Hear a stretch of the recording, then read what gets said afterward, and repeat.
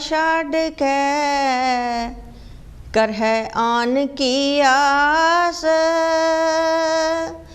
ते नर दोजख जाएंगे सत पाखै रविदास।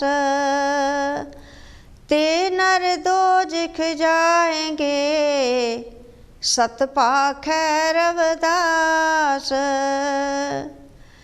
ऐसा चाहूँ राज में जहाँ मिले सबन को अन्न,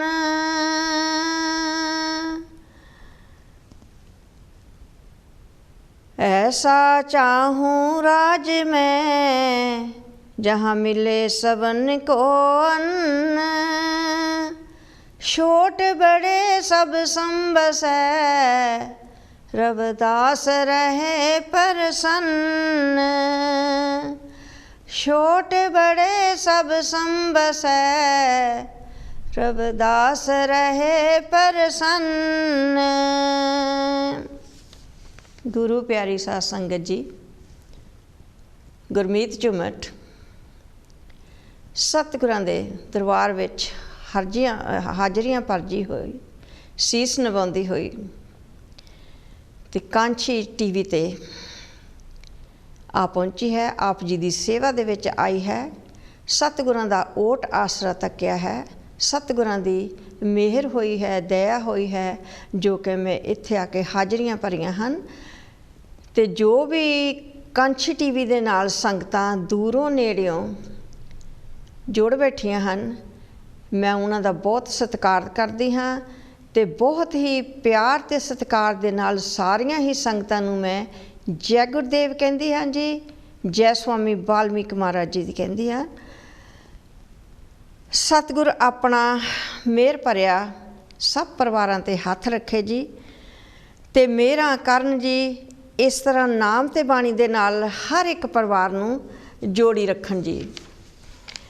नाम ते परिवार नाम ते बाणी दे नाल असीं जुड़ जाने आ जदों, ते समझो कि असीं सतगुरां दे दसे होए मार्ग ते चलदे हाँ।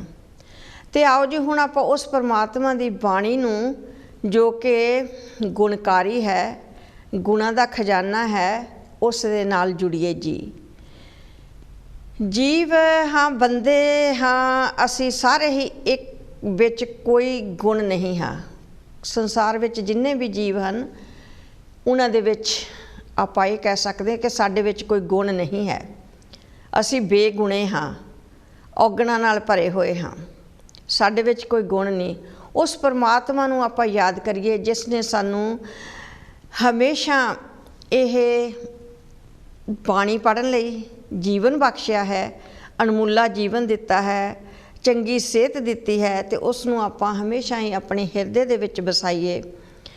ते हिरदे दे विच बसाउण दे नाल सानूं यही फायदा होऊगा कि असीं अपने प्रीतम नूं याद कर सकते हाँ, अपने प्रीतम दे नाम ते बाणी दे नाल जोड़ सकते हाँ, जिसने साडा साथ अंत तक देना है।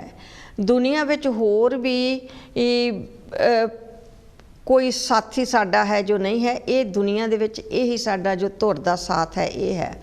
आपां नूं सब नूं परमात्मा दे चरनी लगना चाहिदा है।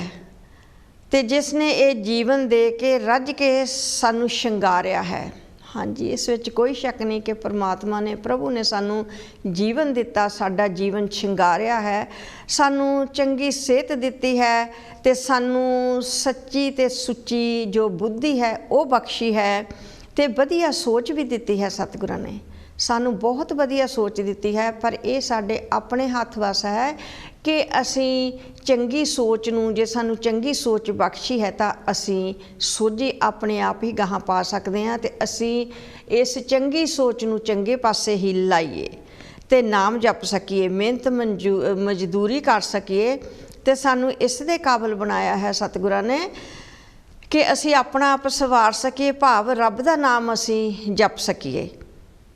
जिस सिरजणहार ने सानू साजिया है, गर्भ अग्नि विचों सानू बचाया है, ते जीवन दे चार पैर दिते हैं, पर आपां अनजान हाँ, अनभोल हाँ, आपां गुणहीन हाँ, असीं भुल जाने हाँ। इस दुनिया दे विच असीं ਆਪਣਾ ਮौज ਮੇਲਾ ਕਰਨਾ ਹੀ ਸਿੱਖ ਜਾਂਦੇ ਹਾਂ। ਤੇ ਸਾਨੂੰ ਚਾਹੀਦਾ ਹੈ ਕਿ ਜਿਸ ਪਰਮਾਤਮਾ ਨੇ ਸਾਨੂੰ ਇਹ ਮਾਨੁਖ ਦੇਹੀ ਬਖਸ਼ੀ ਹੈ, ਅਸੀਂ ਉਸ ਪਰਮਾਤਮਾ ਦਾ, ਪ੍ਰਭੂ ਦਾ ਨਾਮ ਜਪੀਏ ਤੇ ਅਸੀਂ ਉਹਦੇ ਹੋ ਕੇ ਰਹਿ ਜਾਈਏ ਤੇ ਜਿਸ ਨੇ ਸਾਡਾ ਧੁਰ ਦਾ ਸਾਥ ਦੇਣਾ ਹੈ।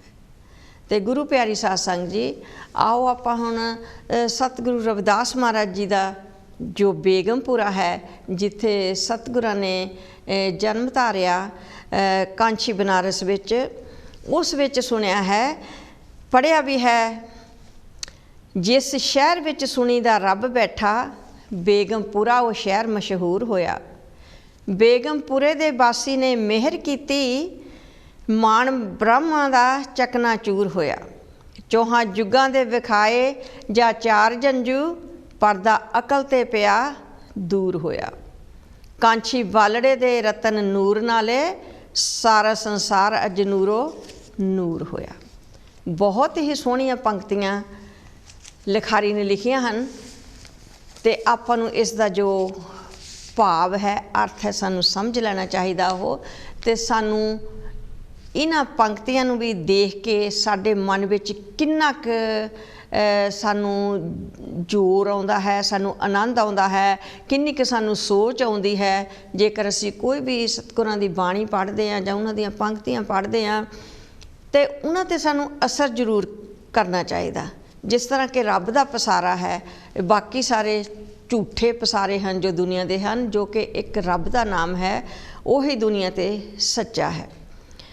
ਕਲਯੁਗ ਵਿੱਚ ਝੂਠ, ਦਗਾ ਅਤੇ ਮਾਇਆ ਦੇ ਵਿਛਾਏ ਹੋਏ ਜਾਲ ਕਾਰਨ ਹਰ ਕੋਈ ਆਪਣੇ ਸੁੱਖ ਆਰਾਮ ਨੂੰ ਪ੍ਰਾਪਤ ਕਰਨ ਵਾਸਤੇ, ਪ੍ਰਾਪਤ ਕਰਨ ਲਈ ਜਾਂ ਪ੍ਰਾਪਤ ਕਰਨ ਵਾਸਤੇ ਲਈ ਮਨ ਵਚਨਬੰਦ ਹੈ।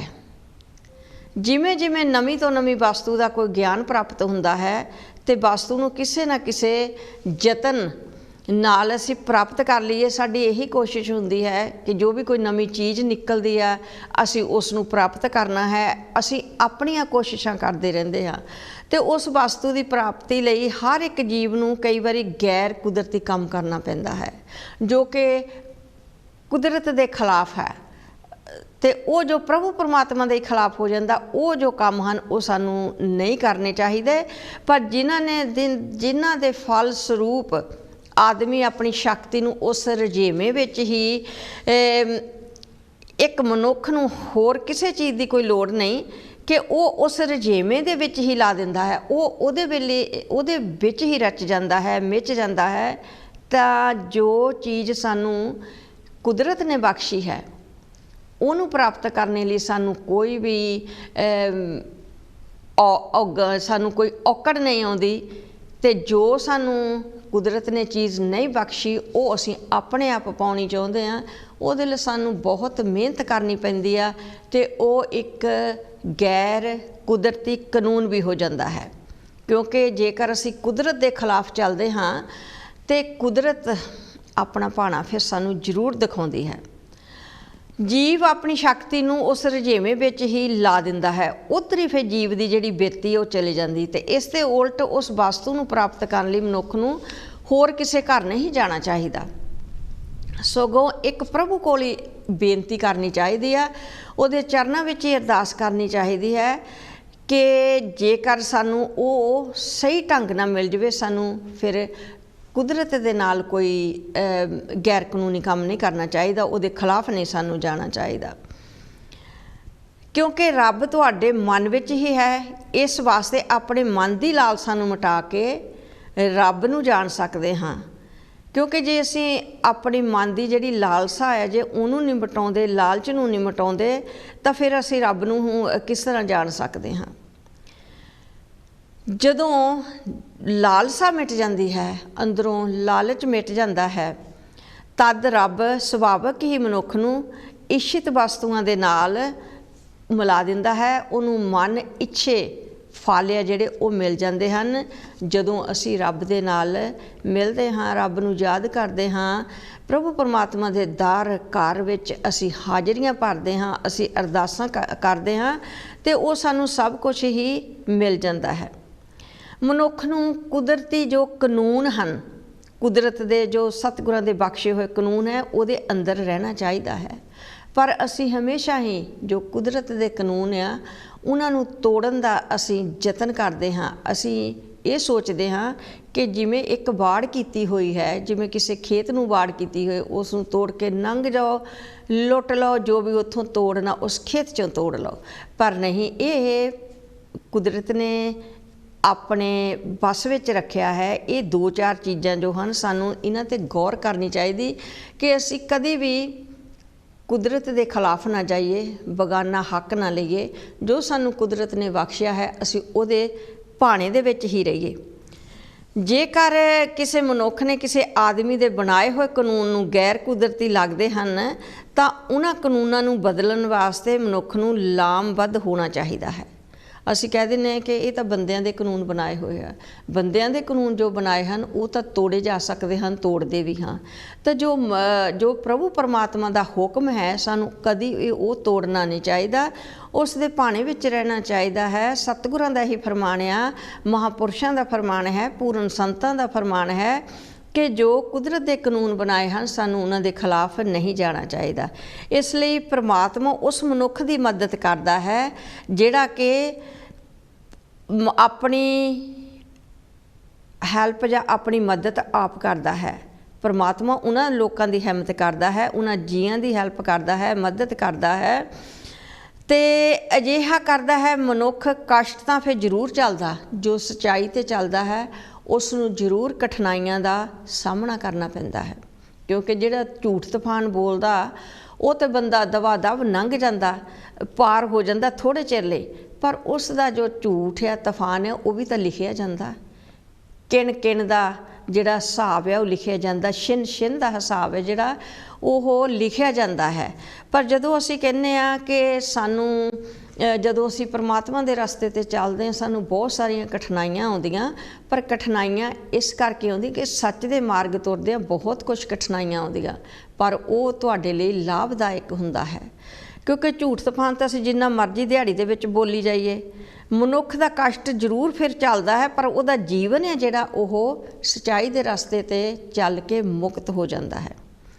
ਇਸ ਦੁਨੀਆ ਉੱਪਰ ਸਭ ਮਨੁੱਖ ਜਿੰਨੇ ਵੀ ਜੀਵ ਹਨ ਸਾਰੇ ਹੀ ਨਿਰਗੁਣ ਹਨ। ਸਿਰਫ ਇੱਕ ਪਰਮਾਤਮਾ ਦਾ ਨਾਮ ਸਤ ਹੈ। ਉਹੀ ਪ੍ਰਭੂ ਪਰਮਾਤਮਾ ਹੈ ਜੋ ਉਹੀ ਸੱਚਾ ਹੈ। ਬਾਕੀ ਅਸੀਂ ਸਭ ਜੀਵ ਦੁਨੀਆ 'ਤੇ ਪੈਦਾ ਹੋਏ ਹਾਂ ਝੂਠੇ ਹਾਂ।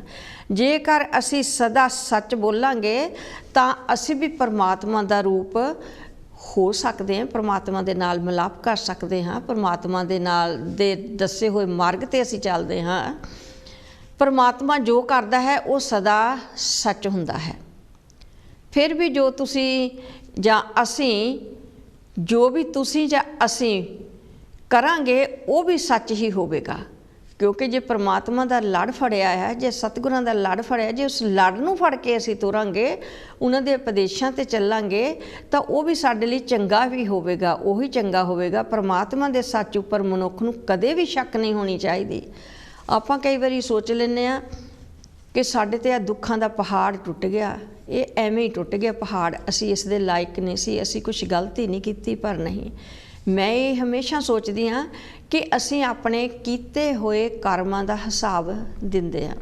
ਸਾਡੇ 'ਤੇ ਦੁੱਖ ਵੀ ਆਉਂਦੇ ਆ, ਸਾਡੇ 'ਤੇ ਸੁੱਖ ਵੀ ਆਉਂਦੇ ਆ, ਅਤੇ ਜੋ ਦੁੱਖ ਦੀਆਂ ਘੜੀਆਂ ਹੁੰਦੀਆਂ ਹਨ ਅਸੀਂ ਉਹਨਾਂ ਨੂੰ ਬਹੁਤ ਔਖੀ ਤਰ੍ਹਾਂ ਗੁਜ਼ਾਰਦੇ ਹਾਂ, ਅਤੇ ਜੋ ਸੁੱਖ ਦੀਆਂ ਘੜੀਆਂ ਹੁੰਦੀਆਂ ਹਨ ਉਹ ਸਾਡੀਆਂ ਬਹੁਤ ਹੀ ਸੌਖੀਆਂ ਲੰਘ ਜਾਂਦੀਆਂ ਹਨ।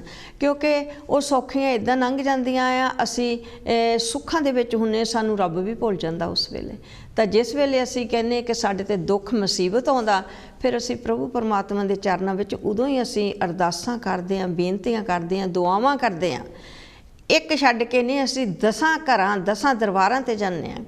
ਪਰ ਸਾਨੂੰ ਚਾਹੀਦਾ ਹੈ ਕਿ ਇੱਕ ਡਰਦੇ ਹੀ ਹੋ ਕੇ ਬਹਿ ਜਾਈਏ। ਪ੍ਰਭੂ ਪਰਮਾਤਮਾ ਤਾਂ ਹਰ ਇੱਕ ਥਾਂ ਆ, ਉਹ ਹਰ ਇੱਕ ਜੀਵ ਦੇ ਅੰਦਰ ਆ। ਜੇਕਰ ਅਸੀਂ ਵੱਖਰੇ ਵੱਖਰੇ ਗੁਰਦੁਆਰੇ, ਮੰਦਰ, ਮਸੀਤਾਂ ਵਿੱਚ ਵੀ ਜਾਂਦੇ, ਅਸੀਂ ਕਹਿੰਦੇ ਸਾਨੂੰ ਖੈਰ ਪੈ ਜਾਵੇ, ਪਰ ਖੈਰ ਤਾਂ ਤੁਹਾਨੂੰ ਉਸ ਮਾਲਕ ਨਹੀਂ ਪਾਉਣੀ ਆ। ਸਾਨੂੰ ਸਭਨਾਂ ਨੂੰ ਖੈਰ ਪਾਉਣ ਵਾਲਾ ਇੱਕੋ ਦਾਤਾ ਹੈ ਜੋ ਕਿ ਸਭਨਾਂ ਦਾ ਸਾਂਭਣਹਾਰ ਹੈ, ਸਭਨਾਂ ਦਾ ਸਿਰਜਣਹਾਰ ਹੈ। ਅਤੇ ਉਹ ਵੀ ਪਰਮਾਤਮਾ ਦੇ ਸੱਚ ਉੱਪਰ ਕਹਿੰਦੇ ਵੀ ਸਾਨੂੰ ਕਦੇ ਸ਼ੱਕ ਨਹੀਂ ਹੋਣੀ ਚਾਹੀਦੀ। ਇਸ ਕਰਕੇ ਮਨੁੱਖ ਨੂੰ ਹਮੇਸ਼ਾ ਹੀ ਉਸ ਦੇ ਭਾਣੇ ਵਿੱਚ ਰਹਿਣਾ ਚਾਹੀਦਾ। ਅਸੀਂ ਭੁੱਲਣਹਾਰ ਜੀਵ ਹਾਂ, ਅਸੀਂ ਭੁੱਲ ਜਾਂਦੇ ਹਾਂ ਅਤੇ ਅਸੀਂ ਪ੍ਰਭੂ ਪਰਮਾਤਮਾ ਦੀ ਜੋ ਕੀਤੀ ਹੋਈ ਸਾਡੇ 'ਤੇ ਦਇਆ ਆ, ਮਿਹਰ ਹੈ, ਉਸ ਨੂੰ ਅਸੀਂ ਕਈ ਵਾਰੀ ਭੁੱਲ ਜਾਂਦੇ ਹਾਂ। ਪਰ ਸਾਨੂੰ ਉਸ ਦੀ ਦਇਆ ਮਿਹਰ 'ਤੇ ਭਾਣੇ ਦੇ ਵਿੱਚ ਰਹਿਣਾ ਚਾਹੀਦਾ। ਜਿੰਨੀ ਵੀ ਉਹਨਾਂ ਨੇ ਸਾਨੂੰ ਪਰਮਾਤਮਾ ਨੇ ਸਾਡੇ 'ਤੇ ਦਇਆ ਕੀਤੀ ਹੈ, ਮਿਹਰ ਕੀਤੀ ਹੈ, ਉਸ ਦਾ ਹਮੇਸ਼ਾ ਸਾਨੂੰ ਸ਼ੁਕਰਾਨਾ ਕਰਨਾ ਚਾਹੀਦਾ ਹੈ। ਮਨੁੱਖਾ ਜੂਨ ਸਭ ਜੂਨਾਂ ਤੋਂ ਮਹੱਤਵ ਜੂਨ ਹੈ। ਜੋ ਇਹ ਸਾਨੂੰ ਜੂਨ ਮਿਲੀ ਹੈ, ਇਹ ਸਭ ਤੋਂ ਵਧੀਆ ਜੂਨ ਹੈ। ਦੇਖੋ 84 ਲੱਖ ਜੂਨਾਂ ਭੋਗ ਕੇ ਪਤਾ ਨਹੀਂ ਕਿੰਨੇ ਉਹ ਭਾਗਾਂ ਵਾਲੇ ਜੀਵ ਹਨ ਜਿਨ੍ਹਾਂ ਨੂੰ ਇਹ ਮਾਨਸ ਦੇਹੀ ਮਿਲਦੀ ਹੈ। ਇੱਕ ਇਹੋ ਹੀ ਮਾਨਸ ਦੇਹੀ ਹੈ ਜਿਸ ਦੇ ਵਿੱਚ ਅਸੀਂ ਪ੍ਰਭੂ ਪਰਮਾਤਮਾ ਦਾ ਭਜਨ ਸਿਮਰਨ ਕਰ ਸਕਦੇ ਹਾਂ ਅਤੇ ਨਾਮ ਬਾਣੀ ਦੇ ਨਾਲ ਜੁੜ ਸਕਦੇ ਹਾਂ, ਪਰਮਾਤਮਾ ਦਾ ਨਾਮ ਜਪ ਸਕਦੇ ਹਾਂ। ਹੋਰ ਅਨੇਕਾਂ ਜੂਨਾਂ ਹਨ, ਪਸ਼ੂ ਪੰਛੀਆਂ ਦੀਆਂ ਜੂਨਾਂ ਹਨ, ਕੀੜੇ ਪਤੰਗਿਆਂ ਦੀਆਂ ਜੂਨਾਂ ਹਨ। ਅਸੀਂ ਇਹ ਸਭ ਕੁਝ ਭੋਗ ਕੇ ਆਏ ਹਾਂ, ਪਰ ਸਾਨੂੰ ਇਹ ਪਤਾ ਨਹੀਂ ਕਿ ਅਸੀਂ ਪਿੱਛੇ ਕੀ ਕਰਮ ਕਰਕੇ ਆਏ ਹਾਂ। ਅਸੀਂ ਕਿੰਨੇ ਕੁ ਮੰਦੇ ਕਰਮ ਕੀਤੇ ਆ ਜਾਂ ਚੰਗੇ ਕੀਤੇ, ਇਹਨਾਂ ਦਾ ਅੰਦਾਜ਼ਾ ਅੱਜ ਤੱਕ ਕੋਈ ਲਾ ਨਹੀਂ ਸਕਿਆ। ਜਿੰਨਾ ਚਿਰ ਇਸ ਜੂਨ ਦੇ ਵਿੱਚ ਆ ਕੇ ਅਸੀਂ ਹੁਣ ਪ੍ਰਭੂ ਪਰਮਾਤਮਾ ਦਾ ਨਾਮ ਜਪ ਲਵਾਂਗੇ ਤਾਂ ਉਹੀ ਸਾਡੇ ਲਈ ਲਾਭਕਾਰੀ ਹੋਵੇਗਾ, ਉਹ ਸਾਡੇ ਗਾਹਾਂ ਦੇ ਕੰਮ ਆਵੇਗਾ, ਸਾਡਾ ਧੁਰ ਦਾ ਸਾਥ ਦੇਵੇਗਾ। ਅਤੇ ਕਈ ਜੂਨਾਂ ਅਭੁੱਲ ਹੀ ਪਾਪ ਕਰਦੀਆਂ ਹਨ, ਜਿੱਦਾਂ ਕਈ ਜੂਨਾਂ ਹਨ ਜਿਵੇਂ ਕਿ ਕਿਰਲੀ ਆ, ਮੱਖੀਆਂ ਆ, ਮੱਛਰ ਆਦਿਕ ਹਨ। ਅਤੇ ਜਿੱਦਾਂ ਕਿਰਲੀਆਂ ਮੱਖੀਆਂ ਆਪਾਂ ਨੂੰ ਪਤਾ ਹੀ ਹੈ ਕਿ ਉਹ ਕਿਸ ਤਰ੍ਹਾਂ ਆਪਣਾ ਪੇਟ ਭਰਦੀਆਂ ਹਨ। ਉਹ ਮੱਛਰ ਆਦਿਕ ਨੂੰ ਖਾ ਕੇ ਹੀ ਆਪਣਾ ਪੇਟ ਭਰ ਲੈਂਦੀਆਂ ਹਨ। ਅਤੇ ਜਿਸ ਤਰ੍ਹਾਂ ਜੰਗਲ ਦੇ ਵਿੱਚ ਸ਼ੇਰ ਹੈ, ਉਹ ਦੂਸਰਿਆਂ ਦਾ ਸ਼ਿਕਾਰ ਕਰਕੇ ਦੂਸਰਿਆਂ ਜਾਨਵਰਾਂ ਨੂੰ ਖਾ ਕੇ ਆਪਣਾ ਪੇਟ ਭਰ ਲੈਂਦਾ ਹੈ ਅਤੇ ਗੁਜ਼ਾਰਾ ਕਰਦਾ ਹੈ। ਇੱਥੋਂ ਤੱਕ ਕਿ ਸੱਪਣੀ ਆਪਣੇ ਹੀ ਬੱਚੇ ਖਾ ਜਾਂਦੀ ਹੈ, ਪੇਟ ਭਰਨ ਦੀ ਖਾਤਰ ਉਹ ਆਪਣੇ ਹੀ ਬੱਚੇ ਖਾ ਜਾਂਦੀ ਹੈ। ਜੇਕਰ ਮਨੁੱਖ ਵੀ ਇਸੇ ਤਰ੍ਹਾਂ ਕਿਸੇ ਜੀਵ ਦੀ ਹੱਤਿਆ ਕਰਕੇ ਆਪਣਾ ਪੇਟ ਭਰਦਾ ਹੈ ਅਤੇ ਮਨੁੱਖ ਅਤੇ ਜਾਨਵਰ ਵਿੱਚ ਫਿਰ ਫਰਕ ਕੋਈ ਨਹੀਂ ਰਹਿੰਦਾ, ਕਿਉਂਕਿ ਮਨੁੱਖ ਨੂੰ ਤਾਂ ਇੰਨੀ ਵਧੀਆ ਸੋਝੀ ਦਿੱਤੀ ਹੈ ਸਤਿਗੁਰਾਂ ਨੇ। ਜੇਕਰ ਅਸੀਂ ਸੋਝੀ ਨੂੰ ਨਹੀਂ ਵਰਤਾਂਗੇ ਤਾਂ ਇਹ ਸਾਡਾ ਹੀ ਕਸੂਰ ਹੋਵੇਗਾ, ਕਿਉਂਕਿ ਪਸ਼ੂ ਪੰਛੀਆਂ ਨੂੰ ਇੰਨੀ ਸੋਝੀ ਨਹੀਂ ਦਿੱਤੀ ਜੋ ਕਿ ਉਹ ਇੰਨੀ ਸੋਚ ਕਰ ਸਕਣ। ਅਤੇ ਪਸ਼ੂ ਪੰਛੀਆਂ ਨੇ ਆਪਣਾ ਢਿੱਡ ਤਾਂ ਭਰਨਾ ਹੀ ਹੈ, ਪਰ ਮਨੁੱਖ ਅਤੇ ਪਸ਼ੂਆਂ ਦੇ ਵਿੱਚ ਫਿਰ ਇਸ ਤਰ੍ਹਾਂ ਕੋਈ ਫਰਕ ਨਹੀਂ ਰਹਿੰਦਾ। ਜਿਸ ਤਰ੍ਹਾਂ ਗੁਰਬਾਣੀ ਦੱਸਦੀ ਹੈ ਕਿ ਇਸ ਤਰ੍ਹਾਂ ਜਾਨਵਰਾਂ ਦਾ ਜੋ ਵਰਤੀਰਾ ਹੈ ਉਹ ਜੁਦਾ ਹੁੰਦਾ ਹੈ ਅਤੇ ਜੋ ਮਨੁੱਖ ਬਿਰਤੀ ਹੈ ਉਹ ਜੁਦੀ ਹੁੰਦੀ ਹੈ, ਕਿਉਂਕਿ ਜਾਨਵਰਾਂ ਦੇ ਕੋਲ, ਪਸ਼ੂਆਂ ਦੇ ਕੋਲ, ਉਹਨਾਂ ਦੇ ਕੋਲ ਇੰਨੀ ਬਿਰਤੀ ਨਹੀਂ ਹੁੰਦੀ। ਅਤੇ ਮਨੁੱਖ ਨੂੰ ਤਾਂ ਸਤਿਗੁਰਾਂ ਨੇ ਬਹੁਤ ਵਧੀਆ ਸਿਹਤ ਬਖਸ਼ੀ ਹੈ, ਅੱਛੀ ਬਿਰਤੀ ਬਖਸ਼ੀ ਹੈ। ਸੋ ਸਾਨੂੰ ਆਪਣੀ ਬਿਰਤੀ ਹੈ ਜਿਹੜੀ ਇਹ ਚੰਗੇ ਪਾਸੇ ਲਾਉਣੀ ਚਾਹੀਦੀ ਆ। ਅਤੇ ਮਨੁੱਖ ਨੂੰ ਕਹਿੰਦੇ ਆ ਕਿ ਜੇਕਰ ਮਨੁੱਖ ਵੀ ਕਿਸੇ ਦੀ ਜੀਵ ਹੱਤਿਆ ਕਰਦਾ, ਪੇਟ ਭਰਦਾ, ਤਾਂ ਮਨੁੱਖ ਅਤੇ ਜਾਨਵਰ ਵਿੱਚ ਫਿਰ ਕੋਈ ਫਰਕ ਨਹੀਂ ਰਹਿੰਦਾ। ਜੀਵ ਹੱਤਿਆ ਕਰਨਾ ਰੱਬ ਦੇ ਕੰਮਾਂ ਵਿੱਚ ਸਾਡਾ ਸਿੱਧਾ ਦਖਲ ਹੈ। ਜੀਵ ਹੱਤਿਆ ਕਰਨਾ ਸਾਡਾ ਸਿੱਧਾ ਰੱਬ ਦੇ ਕੰਮਾਂ ਦੇ ਵਿੱਚ ਦਖਲ ਹੈ, ਕੁਦਰਤ ਦੇ ਕੰਮਾਂ ਦੇ ਵਿੱਚ ਦਖਲ ਹੈ, ਕਿਉਂਕਿ ਪ੍ਰਭੂ ਪਰਮਾਤਮਾ ਨੇ ਨਹੀਂ ਕਿਹਾ ਕਿ ਤੁਸੀਂ ਕਿਸੇ ਦੀ ਹੱਤਿਆ ਕਰੋ। ਉਹ ਤਾਂ ਹਰ ਇੱਕ ਦਿਲ ਦੇ ਵਿੱਚ ਵੱਸਦਾ ਹੈ। ਪੰਛੀਆਂ ਦੇ ਵਿੱਚ ਵੀ ਜਾਨ ਹੈ, ਜਾਨਵਰਾਂ ਦੇ ਵਿੱਚ ਵੀ ਜਾਨ ਹੈ। ਸੋ ਸਾਨੂੰ ਇਹ ਨਹੀਂ ਚਾਹੀਦਾ ਕਿ ਅਸੀਂ ਆਪਣੇ ਪੇਟ ਭਰਨ ਦੀ ਖਾਤਰ ਅਸੀਂ ਕਿਸੇ ਦੀ ਜਾਨ ਲੈ ਲਈਏ। ਪ੍ਰਭੂ ਪਰਮਾਤਮਾ ਦੇ ਕੰਮਾਂ ਵਿੱਚ ਜਦੋਂ ਅਸੀਂ ਸਿੱਧਾ ਦਖਲ ਦਿੰਦੇ ਹਾਂ ਤਾਂ ਫਿਰ ਸਾਨੂੰ ਉਸ ਦੀ ਸਜ਼ਾ ਵੀ ਭੋਗਣੀ ਪੈਂਦੀ ਆ। ਇਸ ਕਰਕੇ ਮਨੁੱਖ ਨੂੰ ਕਿਸੇ ਵੀ ਜੀਵ ਦੀ ਹੱਤਿਆ ਨਹੀਂ ਕਰਨੀ ਚਾਹੀਦੀ ਅਤੇ ਆਪਣਾ ਪੇਟ ਨਹੀਂ ਭਰਨਾ ਚਾਹੀਦਾ। ਮਨੁੱਖ ਨੂੰ ਇਹ ਵੀ ਸੋਚਣਾ ਚਾਹੀਦਾ ਹੈ ਕਿ ਜਿਵੇਂ ਮਨੁੱਖ ਦੇ ਸਰੀਰ ਨੂੰ ਕਈ ਰੋਗ ਹੁੰਦੇ ਹਨ, ਜਦੋਂ ਆਪਾਂ ਵੀ ਕਈ ਵਾਰੀ ਬਿਮਾਰ ਹੁੰਦੇ ਹਾਂ, ਸਾਡੇ ਵਿੱਚ ਕਈ ਬਿਮਾਰੀਆਂ ਵੱਧ ਵੀ ਜਾਂਦੀਆਂ ਹਨ। ਅਤੇ ਇਸੇ ਤਰ੍ਹਾਂ ਹੀ ਜਿਨ੍ਹਾਂ ਦਾ ਜੋ ਮਾਸ ਖਾਂਦੇ ਆ, ਜੋ ਮਾਸਾਹਾਰੀ ਹਨ, ਉਹ ਜੋ ਪਸ਼ੂਆਂ ਦਾ, ਜਾਨਵਰਾਂ ਦਾ, ਜਿਨ੍ਹਾਂ ਦਾ ਵੀ ਉਹ ਮਾਸ ਖਾਂਦੇ ਹਨ, ਉਹਨਾਂ ਜਾਨਵਰਾਂ ਨੂੰ ਵੀ ਕੋਈ ਨਾ ਕੋਈ ਤਕਲੀਫ ਹੋ ਸਕਦੀ, ਕੋਈ ਬਿਮਾਰੀ ਲੱਗੀ ਹੋ ਸਕਦੀ ਆ। ਇਸ ਕਰਕੇ ਉਹ ਬਿਮਾਰੀ ਜੋ ਜੀਵ ਖਾਂਦਾ ਹੈ ਉਸ ਨੂੰ ਵੀ ਲੱਗ ਸਕਦੀ, ਜੋ ਮਾਸ ਖਾਂਦਾ ਹੈ ਉਸ ਨੂੰ ਵੀ ਲੱਗ ਸਕਦੀ ਹੈ। ਤੇ ਸਰੀਰ ਨੂੰ ਕਈ ਰੋਗ ਐਸੇ ਲੱਗ ਜਾਂਦੇ ਹਨ ਜਿਸ ਦੇ ਖਾਧੇ ਜਾਣ ਵਾਲੇ ਜੀਵ ਨੂੰ ਕਈ ਰੋਗ ਲੱਗੇ ਹੋਣਗੇ ਵੀ, ਤੇ ਜਿਨ੍ਹਾਂ ਨਾਲ ਉਹ ਮਨੁੱਖ ਵੀ ਸਦਾ ਲਈ ਫਿਰ ਰੋਗੀ ਹੋ ਜਾਂਦਾ ਹੈ। ਇਸ ਕਰਕੇ ਸਿਰਫ ਸਾਨੂੰ ਜੋ ਵੀ ਹੈ ਨਿਰਜੀਵ ਵਸਤੂਆਂ ਖਾਣੀਆਂ ਚਾਹੀਦੀਆਂ ਹਨ। ਜਿਹੜੀਆਂ ਵਸਤੂਆਂ ਹਵਾ, ਪਾਣੀ ਅਤੇ ਚਾਨਣ, ਅੱਗ, ਧਰਤੀ ਤੇ ਆਕਾਸ਼ ਦੇ ਵਿਰੁੱਧ ਹਰਕਤ ਕਰ ਸਕਣ, ਉਹ ਵਸਤੂਆਂ ਜੀਵ ਰੂਪੀ ਹੁੰਦੀਆਂ ਹਨ। ਅਤੇ ਇਸ ਦੁਨੀਆ ਦੀਆਂ ਬਾਕੀ ਸਭ ਵਸਤੂਆਂ ਨਿਰਜੀਵ ਹੁੰਦੀਆਂ ਹਨ, ਜਿਨ੍ਹਾਂ ਨਾਲ ਮਨੁੱਖ ਨੂੰ ਆਪਣਾ ਪੇਟ ਭਰਨਾ ਚਾਹੀਦਾ ਹੈ। ਇਸ ਦੁਨੀਆ ਵਿੱਚ ਰੱਬ ਦੇ ਸੱਚ ਨੂੰ ਲਲਕਾਰਨ ਵਾਲਾ ਕੋਈ ਨਹੀਂ ਹੈ। ਰੱਬ ਦਾ ਕੋਈ ਮੁਕਾਬਲਾ ਨਹੀਂ ਕਰ ਸਕਦਾ। ਪ੍ਰਭੂ ਪਰਮਾਤਮਾ ਦਾ ਕੋਈ ਮੁਕਾਬਲਾ ਨਹੀਂ ਕਰ ਸਕਦਾ। ਜਦੋਂ ਕਿ ਪ੍ਰਭੂ ਪਰਮਾਤਮਾ ਦਾ ਕੋਈ ਮੁਕਾਬਲਾ ਕਰਨ ਦਾ ਸੋਚਦਾ ਵੀ ਹੈ ਤਾਂ ਉਹ ਹਮੇਸ਼ਾ ਹੀ ਗਲਤੀ ਕਰਦਾ ਹੈ, ਕਿਉਂਕਿ ਪ੍ਰਭੂ ਪਰਮਾਤਮਾ ਜੋ ਹੈ ਉਹ ਅਭੁੱਲ ਹੈ। ਬਾਕੀ ਅਸੀਂ ਸਾਰੇ ਹੀ ਭੁੱਲਣਹਾਰ ਹਾਂ, ਅਸੀਂ ਭੁੱਲਾਂ ਕਰਦੇ ਹਾਂ। ਤੇ ਰੱਬ ਦੇ ਸੱਚ ਨੂੰ ਲਲਕਾਰਨ ਵਾਲਾ ਸਿਰਫ ਇੱਕ ਸ਼ੈਤਾਨ ਮਨ ਹੈ।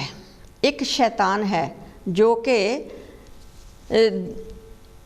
ਰੱਬ ਦੇ ਨਾਲ ਸ਼ੈਤਾਨੀ ਖੇਲਦਾ ਹੈ। ਤੇ ਦੁਨੀਆ ਦੇ ਇਸ ਖੇਲ ਨੂੰ ਚੱਲਦਾ ਰੱਖਣ ਵਾਸਤੇ ਜਿਸ ਸ਼ੈਤਾਨ ਨੂੰ ਰੱਬ ਨੇ ਇਹ ਅਜਿਹੀ ਸ਼ਕਤੀ ਬਖਸ਼ੀ ਹੋਈ ਹੈ, ਉਹ ਹੈ ਕਾਮ, ਕ੍ਰੋਧ, ਲੋਭ, ਮੋਹ ਅਤੇ ਹੰਕਾਰ। ਰੱਬ ਨੇ ਆਪ ਇਸ ਦੁਨੀਆ ਦੇ ਖੇਲ ਖੇਲਣ ਵਾਸਤੇ ਇਹ ਸ਼ੈਤਾਨ ਨੂੰ ਸੌਂਪੇ ਹਨ। ਉਹ ਆਪ ਹੀ ਬਖਸ਼ਿਸ਼ ਕੀਤੀ ਹੈ। ਇਹਨਾਂ ਵਸਤੂਆਂ ਨੂੰ ਪਾ ਕੇ ਸ਼ੈਤਾਨ ਆਪ ਹੀ ਵੱਡਾ ਤੇ ਹੰਕਾਰੀ ਹੋ ਗਿਆ ਹੈ, ਕਿਉਂਕਿ ਉਸਨੇ ਹੰਕਾਰੀ ਤੇ ਆਪੇ ਹੀ ਹੋਣਾ। ਉਸ ਨੂੰ ਕਿਸੇ ਦਾ ਡਰ ਨਹੀਂ, ਮਨ ਵਿੱਚ ਭੈ ਨਹੀਂ, ਰੱਬ ਦਾ ਡਰ ਨਹੀਂ, ਪ੍ਰਭੂ ਪਰਮਾਤਮਾ ਦਾ ਡਰ ਨਹੀਂ। ਉਸ 'ਤੇ ਵੀ ਸ਼ੈਤਾਨ ਜੋ ਹੈ ਉਹ ਆਪਣੀ ਲੀਲਾ ਵਿਖਾਉਣੀ ਚਾਹੁੰਦਾ ਹੈ, ਆਪਣਾ ਜ਼ੋਰ ਵਿਖਾਉਣਾ ਚਾਹੁੰਦਾ ਹੈ। ਤੇ ਉਹਦਾ ਇਹ ਹੰਕਾਰ ਹੀ ਇੱਕ ਦਿਨ ਉਸ ਦੀ ਹਾਰ ਵੀ ਹੁੰਦੀ ਹੈ। ਇਹ ਨਹੀਂ ਕਿ ਜੋ ਮਨ ਹੈ ਉਹ ਹਮੇਸ਼ਾ ਹੀ ਜਿੱਤ ਪ੍ਰਾਪਤ ਕਰੇ, ਨਹੀਂ। ਜੋ ਸ਼ੈਤਾਨ ਹੈ ਉਸ ਨੂੰ ਇੱਕ ਦਿਨ ਤਾਂ ਹਾਰਨਾ ਪੈਣਾ ਹੀ ਹੈ। ਇਹਨਾਂ ਵਸਤੂਆਂ ਨੂੰ ਪਾ ਕੇ ਹੀ ਸ਼ੈਤਾਨ ਆਪ ਹੀ ਵੱਡਾ ਹੰਕਾਰੀ ਹੋ ਜਾਂਦਾ ਹੈ ਤੇ ਉਹਨੂੰ ਫਿਰ ਇੱਕ ਦਿਨ ਹਾਰ ਵੀ ਮੰਨਣੀ ਪੈਂਦੀ ਆ। ਜਿੰਨਾ ਚਿਰ ਕਲਯੁਗ ਵਿੱਚ ਸੱਚਨ ਬੋਲਣ ਵਾਲੇ ਜੀਵ ਰਹਿਣਗੇ, ਉਨਾ ਚਿਰ ਇਹ ਦੁਨੀਆ ਇਸੇ ਤਰ੍ਹਾਂ ਵਸਦੀ ਰਹੇਗੀ, ਹੱਸਦੀ ਰਹੇਗੀ। ਉਨਾ ਚਿਰ ਦੁਨੀਆ ਹੱਸਦੀ ਰਹੇਗੀ, ਵਸਦੀ ਰਹੇਗੀ, ਸੰਸਾਰ ਚੱਲਦਾ ਰਹੇਗਾ। ਤੇ ਜਿਸ ਸਮੇਂ ਇਸ ਦੁਨੀਆ ਵਿੱਚੋਂ ਸ਼ੈਤਾਨ ਦੀ ਸ਼ੈਤਾਨੀ ਕਾਰਨ ਸੱਚ ਖਤਮ ਹੋ ਜਾਵੇਗਾ, ਤਾਂ ਉਹ ਸਮਝੇਗਾ ਕਿ ਉਸਨੇ ਰੱਬ ਨੂੰ ਜਿੱਤ ਲਿਆ। ਸ਼ੈਤਾਨ ਨੇ ਤਾਂ ਇਹੀ ਸਮਝਣਾ ਕਿ ਮੈਂ ਜਿੱਤ ਪਾ ਲਈ ਹੈ, ਮੈਂ ਤਾਂ ਰੱਬ ਨੂੰ ਵੀ ਜਿੱਤ ਲਿਆ। ਇਸ ਤਰ੍ਹਾਂ ਉਹ ਆਪਣੀ ਜਿੱਤ ਤੇ ਹੰਕਾਰ ਵਿੱਚ ਆ ਕੇ ਇਸ ਦੁਨੀਆ ਨੂੰ ਖਤਮ ਕਰਕੇ ਆਪਣੀ ਨਵੀਂ ਦੁਨੀਆ ਵਸਾਉਣੀ ਕਰੇਗਾ। ਇਸ ਦੁਨੀਆ ਨੂੰ ਆਪਣੀ ਨਵੀਂ ਦੁਨੀਆ ਵਸਾਉਣੀ ਕਰਨਾ ਉਹ ਚਾਹੁੰਦਾ ਹੈ। ਉਹ ਇਸ ਤਰ੍ਹਾਂ ਕਰੇਗਾ, ਇਸ ਦੁਨੀਆ ਨੂੰ ਨਸ਼ਟ ਕਰਨ ਦੇ ਨਾਲ ਉਹ ਆਪ ਵੀ ਨਸ਼ਟ ਹੋ ਜਾਵੇਗਾ। ਜਦੋਂ ਦੁਨੀਆ ਖਤਮ ਹੋ ਜਾਂਦੀ ਹੈ, ਸਭ ਕੁਝ ਖਤਮ ਹੋ ਜਾਂਦਾ, ਤੇ ਉਹ ਜੋ ਸ਼ੈਤਾਨ ਹੈ ਉਹ ਵੀ ਤੇ ਨਾਲ ਹੀ ਖਤਮ ਹੋਵੇਗਾ। ਜਦੋਂ ਉਹ ਵੀ ਨਸ਼ਟ ਹੋ ਜਾਂਦਾ ਉਹਦੇ ਨਾਲ, ਕਿਉਂਕਿ ਪਰਮਾਤਮਾ ਨੇ ਉਸ ਨੂੰ ਇਸ ਦੁਨੀਆ ਵਾਸਤੇ ਹੀ ਇਹ ਸ਼ਕਤੀ ਬਖਸ਼ੀ ਸੀ। ਤੇ ਉਸ ਸਮੇਂ ਇਸ ਦੁਨੀਆ ਅੰਦਰ ਐਸੀ ਅਦਲਾ ਬਦਲੀ ਹੋਵੇਗੀ ਕਿ ਹੇਠਲੀ ਮਿੱਟੀ ਹੈ ਜੋ ਉਹ ਉੱਪਰ ਧਰਤੀ 'ਤੇ ਆ ਜਾਵੇਗੀ। ਜਿਸ ਤਰ੍ਹਾਂ ਪਾਣੀ ਦੀ ਥਾਂ ਧਰਤੀ ਬਣ ਜਾਵੇਗੀ। ਇਸ ਅਦਲਾ ਬਦਲੀ ਸਮੇਂ ਸਿਰਫ ਸੱਚਣ ਬੋਲਣ ਵਾਲੇ ਹੀ ਮਨੁੱਖ ਬਚਣਗੇ। ਉਹੀ ਦੁਨੀਆ 'ਤੇ ਰਹਿਣਗੇ ਜੋ ਕਿ ਪ੍ਰਭੂ ਪਰਮਾਤਮਾ ਦਾ ਦਿਨ ਰਾਤ ਸਿਮਰਨ ਕਰਦੇ ਹਨ, ਪ੍ਰਭੂ ਪਰਮਾਤਮਾ ਦੇ ਵਿੱਚ ਸਮਾਏ ਹੋਏ ਹਨ, ਨਾਮ ਤੇ ਬਾਣੀ ਦੇ ਨਾਲ ਜੁੜੇ ਹੋਏ ਹਨ। ਪ੍ਰਭੂ ਪਰਮਾਤਮਾ ਦਾ ਦਿਲ ਦੇ ਵਿੱਚ ਉਹਨਾਂ ਦੇ ਡਰ ਹੈ, ਭਰੋਸਾ ਹੈ, ਵਿਸ਼ਵਾਸ ਹੈ।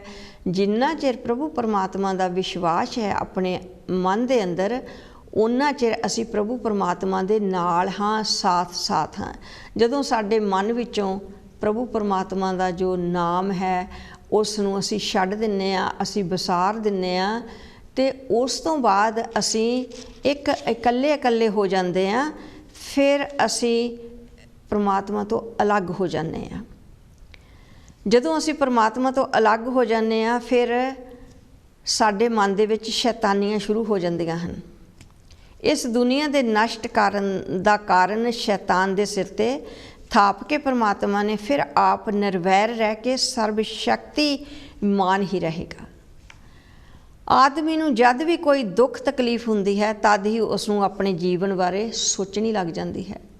ਜਦੋਂ ਸਾਡੇ 'ਤੇ ਕੋਈ ਦੁੱਖ ਤਕਲੀਫ ਆ ਜਾਂਦੀ ਹੈ ਤੇ ਅਸੀਂ ਉਸ ਵੇਲੇ ਪ੍ਰਭੂ ਪਰਮਾਤਮਾ ਦਾ ਨਾਮ ਜਪਣਾ ਸ਼ੁਰੂ ਕਰਦੇ ਹਾਂ, ਉਸ ਨੂੰ ਯਾਦ ਕਰਨਾ ਸ਼ੁਰੂ ਕਰ ਦਿੰਦੇ ਹਾਂ ਤੇ ਉਸ ਦੇ ਭਾਣੇ ਵਿੱਚ ਰਹਿਣ ਦੀ ਅਸੀਂ ਕੋਸ਼ਿਸ਼ ਕਰਦੇ ਹਾਂ। ਅਸੀਂ ਰਹਿੰਦੇ ਫਿਰ ਵੀ ਨਹੀਂ, ਅਸੀਂ ਸੰਸਾਰੀ ਜੀਵ ਹਾਂ, ਕਲਯੁਗੀ ਜੀਵ ਹਾਂ, ਫਿਰ ਵੀ ਉਹਦੇ ਭਾਣੇ 'ਚ ਨਹੀਂ ਰਹਿੰਦੇ। ਅਸੀਂ ਫਿਰ ਵੀ ਬਾਹਰ ਨਿਕਲਣ ਦੀ ਕੋਸ਼ਿਸ਼ ਕਰਦੇ ਹਾਂ, ਪਰ ਦੁੱਖ ਸਮੇਂ ਅਸੀਂ ਰੱਬ ਨੂੰ ਬਹੁਤ ਯਾਦ ਕਰਦੇ ਹਾਂ। ਇਸ ਕਰਕੇ ਕਹਿੰਦੇ ਕਿ ਰੱਬ ਨੂੰ ਵੀ ਆਦਮੀ ਦੁੱਖ ਸਮੇਂ ਜਦੋਂ ਯਾਦ ਕਰਦਾ, ਇਸ ਕਰਕੇ ਸੁੱਖਾਂ ਨਾਲੋਂ ਦੁੱਖ ਆਦਮੀ ਲਈ ਕੁਝ ਚੰਗੇ ਹੁੰਦੇ ਹਨ।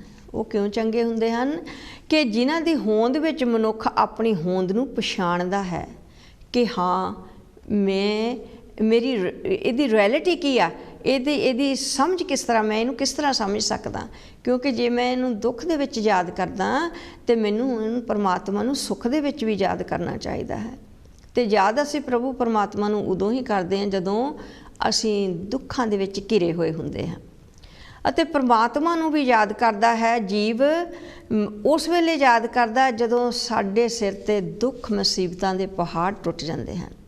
ਮਨੁੱਖ ਨੂੰ ਦੁੱਖ ਵੇਖ ਕੇ ਕਦੇ ਵੀ, ਸਤਿਗੁਰਾਂ ਦਾ ਫਰਮਾਨ ਹੈ, ਸਤਿਗੁਰ ਰਵਿਦਾਸ ਮਹਾਰਾਜ ਜੀ ਵੀ ਕਹਿੰਦੇ ਹਨ ਕਿ ਮਨੁੱਖ ਨੂੰ ਦੁੱਖ ਦੇਖ ਕੇ ਕਦੇ ਵੀ ਘਬਰਾਉਣਾ ਨਹੀਂ ਚਾਹੀਦਾ। ਦੁੱਖਾਂ ਦੇ ਬੱਦਲ ਆ ਜੋ ਉਹ ਦੇਖ ਕੇ ਨਹੀਂ ਘਬਰਾਉਣਾ ਚਾਹੀਦਾ, ਸਗੋਂ ਉਸ ਸਮੇਂ ਦਾ ਅਨੁਭਵ ਆਨੰਦ ਨਾਲ ਕਰਨਾ ਚਾਹੀਦਾ ਹੈ। ਸਮਾਂ ਕਦੇ ਨਹੀਂ ਖੜ੍ਹਦਾ, ਸਮਾਂ ਤਾਂ ਝੱਟ ਬੀਤ ਜਾਂਦਾ ਹੈ। ਜੋ ਦੁੱਖਾਂ ਦਾ ਸਮਾਂ ਹੈ ਕਦੇ ਉਹ ਨਹੀਂ ਖੜ੍ਹਦਾ, ਜੋ ਸੁੱਖਾਂ ਦਾ ਸਮਾਂ ਹੈ ਉਹ ਤਾਂ ਬਹੁਤ ਹੀ ਜਲਦੀ ਬੀਤ ਜਾਂਦਾ ਹੈ। ਜਿਸ ਤਰ੍ਹਾਂ ਸੁੱਖਾਂ ਦਾ ਸਮਾਂ ਲੰਘ ਜਾਂਦਾ ਹੈ, ਬੀਤ ਜਾਂਦਾ ਹੈ, ਤੇ ਇਸ ਤਰ੍ਹਾਂ ਹੀ ਦੁੱਖਾਂ ਦੀਆਂ ਘੜੀਆਂ ਵੀ ਜੋ ਹਨ ਉਹ ਵੀ ਨਿਕਲ ਜਾਂਦੀਆਂ ਹਨ, ਪਰ ਉਹ ਥੋੜ੍ਹਾ ਟਾਈਮ ਲਾਉਂਦੀਆਂ ਹਨ। ਕਿਉਂਕਿ ਉਹ ਟਾਈਮ ਤਾਂ ਲੱਗਦਾ ਹੈ, ਅਸੀਂ ਹਮੇਸ਼ਾ ਹੀ ਦੁੱਖ ਨੂੰ ਦੁੱਖ ਸਮਝ ਕੇ ਬੈਠੇ ਰਹਿੰਦੇ ਹਾਂ। ਸਤਿਗੁਰ ਰਵਿਦਾਸ ਮਹਾਰਾਜ ਜੀ ਨੇ ਵੀ ਕਿਹਾ ਹੈ ਕਿ ਜੇਕਰ ਅਸੀਂ ਦੁੱਖ ਨੂੰ ਦੁੱਖ ਸਮਝਾਂਗੇ ਤਾਂ ਉਹ ਤੁਹਾਡਾ ਦੁੱਖ ਇੰਨੀ ਛੇਤੀ ਦੂਰ ਨਹੀਂ ਹੋਣਾ। ਜੇਕਰ ਅਸੀਂ ਦੁੱਖ ਨੂੰ ਸੁੱਖ ਸਮਝ ਲਈਏ ਤਾਂ ਉਹ ਸਾਡਾ ਟਾਈਮ ਹੈ, ਜੋ ਸਾਡਾ ਸਮਾਂ ਬਹੁਤ ਛੇਤੀ ਨਿਕਲ ਜਾਂਦਾ ਹੈ। ਉਸ ਨੂੰ ਇਸ ਤਰ੍ਹਾਂ ਕਹਿ ਕੇ ਅਸੀਂ ਸਮਝ ਲਈਏ ਕਿ ਹੇ ਪਰਮਾਤਮਾ, ਜੇ ਦੁੱਖ ਵੀ ਦਿੱਤਾ ਹੈ ਤਾਂ ਇਹ ਵੀ ਤੇਰੀ ਦੇਣ ਹੈ, ਜੇ ਸੁੱਖ ਵੀ ਦਿੱਤਾ ਹੈ ਇਹ ਵੀ ਤੇਰੀ ਦੇਣ ਹੈ। ਮੈਂ ਦੋਹਾਂ ਨੂੰ ਝੋਲੀ ਦੇ ਵਿੱਚ ਪਾ ਰਿਹਾ ਹਾਂ। ਜਦੋਂ ਆਪ ਜੀ ਦਾ ਹੁਕਮ ਹੋਵੇਗਾ, ਆਪ ਜੀ ਦੀ ਮਿਹਰ ਹੋਵੇਗੀ ਤੇ ਤੁਸੀਂ ਦੁੱਖਾਂ ਨੂੰ ਸੁੱਖਾਂ ਦੇ ਵਿੱਚ ਬਦਲ ਦੇਣਾ। ਇਹ ਆਪ ਜੀ ਦੇ ਹੱਥ ਵਿੱਚ ਡੋਰ ਹੈ। ਭਾਵੇਂ ਕੋਈ ਰਾਜਾ ਹੈ, ਜੇਕਰ ਉਸ ਨੂੰ ਭਿਖਾਰੀ ਵੀ ਬਣਾ ਦੇਵੇ ਤਾਂ ਉਸ ਨੂੰ ਉਸ ਦੀ ਰਜਾ ਦੇ ਵਿੱਚ ਰਹਿਣਾ ਚਾਹੀਦਾ ਹੈ। ਤਾਂ ਜੇਕਰ ਕੋਈ ਭਿਖਾਰੀ ਹੈ, ਉਸ ਨੂੰ ਉਹ ਰਾਜ 'ਤੇ ਵੀ ਬਿਠਾ ਦਿੰਦਾ ਹੈ, ਇਹ ਵੀ ਉਹਦੀ ਰਜਾ ਹੈ। ਸੋ ਇਹ ਦੋ ਚੀਜ਼ਾਂ ਨੂੰ ਅਸੀਂ ਮੰਨਦੇ ਹੋਏ ਸਤਿਗੁਰਾਂ ਦੇ ਭਾਣੇ ਦੇ ਵਿੱਚ ਸਾਨੂੰ ਰਹਿਣਾ ਚਾਹੀਦਾ ਹੈ। ਕਹਿੰਦੇ ਨੇ ਕਿ ਜੇ ਉਹ ਰਾਜੇ ਤੋਂ ਭਿਖਾਰੀ ਬਣਾ ਦੇਵੇ ਤਾਂ ਵੀ ਉਹਦੀ ਰਜਾ ਹੈ, ਤੇ ਭਿਖਾਰੀ ਤੋਂ ਰਾਜਾ ਵੀ ਬਣਾ ਸਕਦਾ, ਰਾਜ ਤੇ ਤਾਜ 'ਤੇ ਵੀ ਉਹੀ ਬਿਠਾ ਸਕਦਾ ਹੈ। ਜਿਵੇਂ ਮਨੁੱਖ ਵਾਸਤੇ ਪਰਮਾਤਮਾ ਨੂੰ ਹਰ ਵੇਲੇ ਯਾਦ ਰੱਖਣਾ ਚਾਹੀਦਾ ਹੈ। ਸਾਨੂੰ, ਅਸੀਂ ਜੋ ਅਗਿਆਨੀ ਜੀਵ ਹਾਂ, ਸਾਨੂੰ ਪ੍ਰਭੂ ਪਰਮਾਤਮਾ ਦੇ ਭਾਣੇ ਦੇ ਵਿੱਚ ਰਹਿਣਾ ਚਾਹੀਦਾ ਹੈ, ਹਮੇਸ਼ਾ ਹੀ ਉਸ ਨੂੰ ਯਾਦ ਰੱਖਣਾ ਚਾਹੀਦਾ। ਠੀਕ ਇਸੇ ਤਰ੍ਹਾਂ ਮਨੁੱਖ ਨੂੰ ਆਪਣੀ ਮੌਤ ਨੂੰ ਵੀ ਯਾਦ ਰੱਖਣਾ ਚਾਹੀਦਾ ਹੈ, ਕਿਉਂਕਿ ਉਹ ਅਟੱਲ ਹੈ। ਜੇਕਰ ਪਰਮਾਤਮਾ ਵਾਂਗ ਮਨੁੱਖ ਆਪਣੀ ਮੌਤ ਨੂੰ ਵੀ ਹਰ ਵੇਲੇ ਯਾਦ ਰੱਖੇ, ਜਿੱਦਾਂ ਅਸੀਂ ਰੱਬ ਨੂੰ ਯਾਦ ਕਰਦੇ ਹਾਂ, ਰੱਬ ਨੂੰ ਯਾਦ ਰੱਖਦੇ ਹਮੇਸ਼ਾ, ਇਸੇ ਤਰ੍ਹਾਂ ਵੀ ਆਪਣੀ ਅਸੀਂ ਮ੍ਰਿਤੂ ਨੂੰ, ਅਸੀਂ ਮੌਤ ਨੂੰ ਵੀ ਯਾਦ ਰੱਖੀਏ, ਤਾਂ ਉਹ ਕਦੇ ਵੀ ਚੰਗੇ ਕਰਮ ਛੱਡ ਕੇ ਗਲਤ ਕਰਮ ਨਹੀਂ ਕਰੇਗਾ। ਫਿਰ ਉਹਨੂੰ ਪਤਾ ਹੁੰਦਾ ਕਿ ਹਾਂ, ਮੈਂ ਦੁਨੀਆ ਤੋਂ ਚਲੇ ਤਾਂ ਜਾਣਾ ਹੀ ਆ। ਪਰ ਜੇ ਅਸੀਂ ਇਸ ਵੱਲ ਧਿਆਨ ਮਾਰਾਂਗੇ ਤਾਂ, ਕਿਉਂਕਿ ਇਹ ਸਮਾਂ ਹੈ ਜੋ ਸਭ 'ਤੇ ਆਉਣਾ ਹੈ। ਹੋਰ ਸਭੇ ਗੱਲਾਂ ਝੂਠੀਆਂ, ਜੋ ਮੌਤ ਹੈ ਇੱਕ ਇਹ ਸੱਚ ਹੈ। ਜੇਕਰ ਅਸੀਂ ਇਸ ਨੂੰ ਯਾਦ ਰੱਖੀਏ ਤਾਂ ਅਸੀਂ ਮਾੜੇ ਕਰਮ ਕਰ ਹੀ ਨਹੀਂ ਸਕਦੇ, ਕਿਉਂਕਿ ਜੇ ਮਾੜੇ ਕਰਮ ਅਸੀਂ ਕਰਦੇ ਹਾਂ ਤਾਂ ਸਾਨੂੰ ਫਲ ਤੇ ਉਹਨਾਂ ਦਾ ਵੀ ਭੋਗਣਾ ਪੈਣਾ। ਚੰਗੇ ਕਰਮ ਕਰਾਂਗੇ ਤੇ ਸਾਨੂੰ ਉਹਨਾਂ ਦਾ ਫਲ ਅੱਛਾ ਮਿਲੇਗਾ। ਤੇ ਜੇਕਰ ਅਸੀਂ ਮਾੜੇ ਕਰਮਾਂ ਵੱਲ ਜਾਂਦੇ ਹਾਂ, ਮਾੜੇ ਕਰਮ ਕਰਦੇ ਹਾਂ, ਪਾਪ ਅਪਰਾਧ ਕਰਦੇ ਹਾਂ, ਤਾਂ ਉਹਨਾਂ ਦੇ ਅਸੀਂ ਪਾਪਾਂ ਦੇ ਭਾਗੀ ਵੀ ਬਣਦੇ ਹਾਂ। ਕਿਉਂਕਿ ਸਾਨੂੰ ਇਸ ਗੱਲ ਦਾ ਗਿਆਨ ਹੋਣਾ ਚਾਹੀਦਾ ਹੈ ਕਿ ਉਸ ਦੀ ਮੌਤ ਮਗਰੋਂ ਉਸ ਦਾ ਸਭ ਕੁਝ ਇਸ ਦੁਨੀਆ ਵਿੱਚ ਹੀ ਰਹਿ ਜਾਣਾ। ਜੋ ਵੀ ਦੁਨੀਆ ਤੋਂ ਜੀਵ ਚਲੇ ਜਾਂਦਾ ਹੈ, ਉਸ ਦਾ ਜੋ ਅੱਛੇ ਢੰਗ ਨਾਲ ਕਮਾਇਆ ਹੋਇਆ ਧਨ ਹੈ, ਦੌਲਤ ਹੈ ਜਾਂ ਨਾਮ ਦੀ ਕਮਾਈ ਹੈ। ਜੋ ਧਨ ਦੌਲਤ ਹੈ ਉਹ ਤਾਂ ਫਿਰ ਇੱਥੇ ਹੀ ਰਹਿ ਜਾਣਾ, ਅਤੇ ਜੋ ਨਾਮ ਦੀ ਕਮਾਈ ਹੈ, ਜੋ ਚੰਗੇ ਕਰਮ ਕੀਤੇ ਹਨ, ਉਹ ਤਾਂ ਸਾਡੇ ਨਾਲ ਜਾਏਗਾ। ਅਤੇ ਜੋ ਧਨ ਦੌਲਤ ਅਸੀਂ ਪਾਪਾਂ ਦੀ ਕਮਾਈ ਦੇ ਨਾਲ ਕੀਤਾ, ਉਹ ਵੀ ਇੱਥੇ ਹੀ ਰਹਿ ਜਾਣਾ। ਤਾਂ ਜੇ ਅਸੀਂ ਆਪਣੇ ਦਸਾਂ ਨਹੁੰਆਂ ਦੀ ਕਿਰਤ ਕੀਤੀ ਰਹਿ ਤਾਂ ਉਹ ਵੀ ਇੱਥੇ ਹੀ ਜਾਣਾ। ਸਿਰਫ ਇੱਕ ਰੱਬ ਦਾ ਨਾਮ ਹੀ ਜਾਣਾ ਹੈ। ਇਹ ਸੱਚ ਹੀ ਕਿਸੇ ਨੇ ਕਿਹਾ ਹੈ ਕਿ ਮਿੱਟੀ ਤੋਂ ਪੁੱਛ ਲਓ ਕਿ ਅੱਜ ਕੱਲ੍ਹ ਸਿਕੰਦਰ ਕਿੱਥੇ ਹੈ। ਸਭ ਨੂੰ ਪਤਾ ਹੈ ਕਿ ਸਿਕੰਦਰ ਬਾਦਸ਼ਾਹ ਹੋਇਆ ਹੈ, ਜੋ ਕਿ ਸਾਰਾ ਕੁਛ ਆਪਣੇ ਵੱਲ ਖਿੱਚੀ ਜਾਂਦਾ ਸੀ। ਰਾਜ ਭਾਗ ਸਭ ਕੁਛ ਕਹਿੰਦਾ ਸੀ ਕਿ ਮੇਰੇ ਹੱਥ ਵਿੱਚ ਆ ਜਾਵੇ, ਅਤੇ ਦੂਜਿਆਂ ਦਾ ਰਾਜ ਭਾਗ ਵੀ ਹੜੱਪ ਕਰਦਾ ਸੀ। ਮੁਰਦਿਆਂ ਦੇ ਮੂੰਹ ਦੇ ਵਿੱਚੋਂ ਕਹਿੰਦੇ ਕਿ ਉਹ ਜੋ ਰੁਪਈਆ ਰੱਖਦੇ ਸੀ ਉਹ ਵੀ ਕੱਢ ਲੈਂਦਾ ਸੀ। ਅਤੇ ਜਦੋਂ ਉਸ ਦਾ ਵੀ ਅੰਤ ਸਮਾਂ ਆਇਆ, ਗੁਰੂ ਪਿਆਰੀ ਸਾਧ ਸੰਗਤ ਜੀ, ਜਦੋਂ ਉਸ ਦਾ ਵੀ ਅੰਤ ਸਮਾਂ ਆਇਆ, ਜਦੋਂ ਉਸ ਨੂੰ ਪਤਾ ਲੱਗ ਗਿਆ ਕਿ ਮੇਰੇ ਸਾਹ ਹੁਣ ਥੋੜ੍ਹੇ ਹਨ, ਬਹੁਤ ਬੇਨਤੀਆਂ ਤਰਲੇ ਵੀ ਕੀਤੇ ਕਿ ਮੇਰਾ ਕੋਈ ਅੱਧਾ ਰਾਜ ਭਾਗ ਲੈ ਜਾਵੇ, ਫਿਰ ਵੀ ਉਹਨੇ ਅੱਧਾ ਹੀ ਕਿਹਾ ਕਿ ਮੇਰਾ ਕੋਈ ਅੱਧਾ ਹੀ ਰਾਜ ਭਾਗ ਲੈ ਲਵੇ ਤਾਂ ਮੈਨੂੰ ਥੋੜ੍ਹੇ ਜਿਹੇ ਸਵਾਸ ਬਖਸ਼ ਦਿਓ। ਪਰ ਸਭ ਨੇ ਕਿਹਾ ਕਿ ਤੇਰੇ ਸਵਾਸ ਜਿੰਨੇ ਬਖਸ਼ੇ ਹਨ ਉਹ ਪ੍ਰਭੂ ਪਰਮਾਤਮਾ ਨੇ ਬਖਸ਼ੇ ਹਨ, ਇਸਨਾਂ ਨੂੰ ਕੋਈ ਵੀ ਵਧਾ ਨਹੀਂ ਸਕਦਾ। ਸੋ ਤਾਂ ਉਸਨੇ ਫਿਰ ਅਖੀਰੀ ਵੇਲੇ ਇਹ ਕਿਹਾ ਕਿ ਜਦੋਂ ਮੈਂ ਜਾਵਾਂਗਾ, ਮੇਰੇ ਹੱਥ ਜੋ ਹਨ, ਜੋ ਮੇਰੀਆਂ ਮੁੱਠਾਂ ਹਨ, ਉਹ ਕਫਨ ਤੋਂ ਬਾਹਰ ਰੱਖ ਕੇ ਇਸ ਤਰ੍ਹਾਂ ਖੁੱਲ੍ਹੇ ਰੱਖ ਦੇਣੇ, ਵਿਸਾਰ ਦੇਣੇ, ਮਾਤਰ ਮੇਰੇ ਹੱਥ ਖੋਲ੍ਹ ਦੇਣੇ, ਤਾਂ ਕਿ ਦੁਨੀਆ ਨੂੰ ਪਤਾ ਲੱਗ ਜਾਵੇ ਕਿ ਜੀਵ ਦੇ ਨਾਲ ਕੁਛ ਨਹੀਂ ਜਾਂਦਾ। ਕਿਉਂਕਿ ਸਭਨਾਂ ਨੂੰ ਪਤਾ ਹੈ ਕਿ ਜੋ ਕਫਨ ਹੁੰਦਾ ਹੈ ਉਸ ਦੀਆਂ ਜੇਬਾਂ ਨਹੀਂ ਹੁੰਦੀਆਂ, ਉਹ ਬਿਨਾਂ ਜੇਬਾਂ ਤੋਂ ਹੁੰਦਾ ਹੈ ਕਿ ਉਸ ਦੇ ਸਾਥ ਨਾਲ ਕੁਛ ਨਹੀਂ ਜਾਣਾ। ਸੋ ਇਸ ਲਈ ਗੁਰੂ ਪਿਆਰਿਓ, ਜਿੰਨਾ ਵੀ ਅਸੀਂ ਚੰਗੇ ਕਰਮ ਕਰਾਂਗੇ, ਚੰਗੇ ਕੰਮਾਂ ਦਾ ਸਾਨੂੰ ਚੰਗਾ ਨਤੀਜਾ ਮਿਲੇਗਾ, ਚੰਗੇ ਸਾਨੂੰ ਉਸ ਦੇ ਫਲ ਮਿਲਣਗੇ, ਅਤੇ ਸਾਨੂੰ ਚੰਗੇ ਕਰਮਾਂ ਦਾ ਫਲ ਹੈ ਜੋ ਅੱਗੇ ਜਾ ਕੇ ਵੀ ਮਿਲੇਗਾ। ਠੀਕ ਹੈ, ਅੱਗਾ ਕਿਸੇ ਨੇ ਨਹੀਂ ਦੇਖਿਆ, ਪਰ ਸਾਨੂੰ ਗੁਰਬਾਣੀ ਤੋਂ ਸਮਝੌਤੇ ਮਿਲਦੇ ਹਨ, ਜੋ ਅਸੀਂ ਬੀਜਣਾ ਹੈ ਉਹੀ ਵੱਢਣਾ ਹੈ। ਜੇਕਰ ਅਸੀਂ ਚੰਗੇ ਬੀਜ ਬੀਜਾਂਗੇ ਤਾਂ ਸਾਨੂੰ ਚੰਗਾ ਫਲ ਮਿਲੇਗਾ, ਤਾਂ ਜੇਕਰ ਅਸੀਂ ਮਾੜੇ ਬੀਜ ਬੀਜਾਂਗੇ, ਭਾਵ ਮਾੜੇ ਕਰਮ ਕਰਾਂਗੇ, ਤਾਂ ਉਹ ਸਾਨੂੰ ਉਹਨਾਂ ਦਾ ਫਲ ਉੱਦਾਂ ਦਾ ਮਾੜਾ ਹੀ ਮਿਲਣਾ ਹੈ। ਸੋ ਸਾਨੂੰ ਬਹੁਤ ਸਾਰੀ ਇਹ ਤੋਂ ਸਿੱਖਿਆ ਮਿਲਦੀ ਹੈ ਕਿ ਜਦੋਂ ਸਾਡਾ ਅੰਤ ਸਮਾਂ ਆਉਣਾ ਹੈ, ਜਿਸ ਤਰ੍ਹਾਂ ਰਾਜੇ ਬਾਦਸ਼ਾਹ, ਰਾਜੇ ਰੰਕ, ਕੋਈ ਵੀ ਦੁਨੀਆ 'ਤੇ ਨਹੀਂ ਰਿਹਾ, ਸਭ ਨੇ ਬਾਰੋ ਬਾਰੀ ਜਾਣਾ ਹੈ, ਚਾਹੇ ਜਿੰਨਾ ਮਰਜ਼ੀ ਕਿਸੇ ਕੋਲ ਧਨ ਹੋਵੇ, ਦੌਲਤ ਹੋਵੇ, ਅਤੇ ਉਹ ਰਹਿ ਇੱਥੇ ਹੀ ਜਾਣਾ ਹੈ।